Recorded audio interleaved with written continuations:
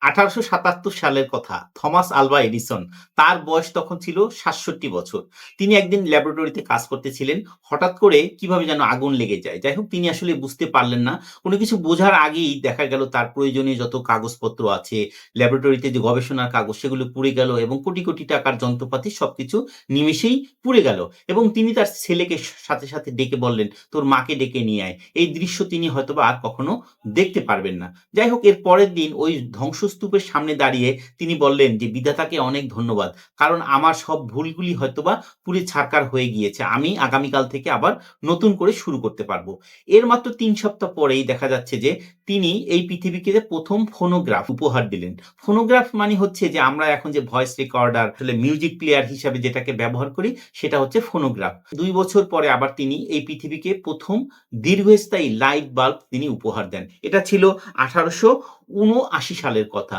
এই ১৮৭৯ সালের আগেও একজন হয়তোবা তিনি এই লাইট বাল্ব মানে আবিষ্কার করেছিলেন। কিন্তু সেটা কিন্তু দীর্ঘস্থায়ী ছিল না। এটা একটানা কিন্তু জ্বলতে পারত না। থমাস আলভা এডিসন তিনি কিন্তু হাজারবার চেষ্টা করে ১ম একটানা জ্বলতে পারে এই লাইট বাল্ব কিন্তু তিনি আবিষ্কার করেছিলেন। যাই হোক আমরা আসলে লিডারশিপের কোয়ালিটি বা লিডারশিপের দৃষ্টিকোণ থেকে থমাস আলভা এডিসনের এই যে পুড়ে যাওয়ার ঘটনা, তার কাগজপত্র, যন্ত্রাংশ পুড়ে যাওয়ার ঘটনা, এটাকে আসলে কিভাবে আমরা ডিফাইন করতে পারি?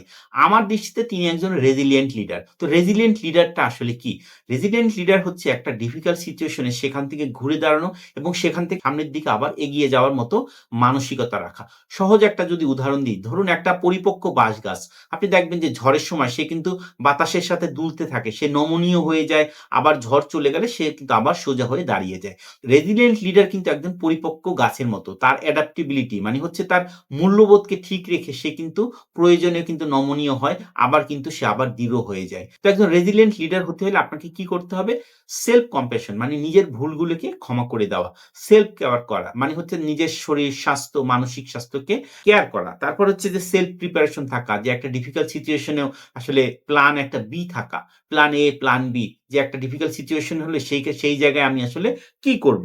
তারপর হচ্ছে ইমোশনাল রেগুলেশন থাকা। ডিফিকাল্ট সিচুয়েশন এ আসলে শান্ত থাকা, ধীর-স্থির থাকা, আতঙ্কিত না হয় সেই জায়গা থেকে এগিয়ে যাওয়ার সক্ষমতা থাকা। তারপরে একটা গ্রোথ মাইন্ডসেট থাকা। যে গ্রোথ মাইন্ডসেটটা হচ্ছে যে আপনার একটা যে প্রবলেম হলো সেই জায়গা থেকে একটা শিক্ষা নিয়ে বড় হওয়ার অন্য একটা সুযোগ খুঁজতে পারা। যে জায়গা থেকে আসলে আপনি আবার সামনের দিকে এগিয়ে যেতে পারবেন। তো একজন রেজিলিয়েন্ট লিডারকে আমরা কিন্তু একটা দৃঢ় বাঁশ গাছের সাথে তুলনা করতে পারি যে আসলে নমনীয় হয় আবার সে সোজা হয়ে কিন্তু দাঁড়িয়ে যেতে পারে।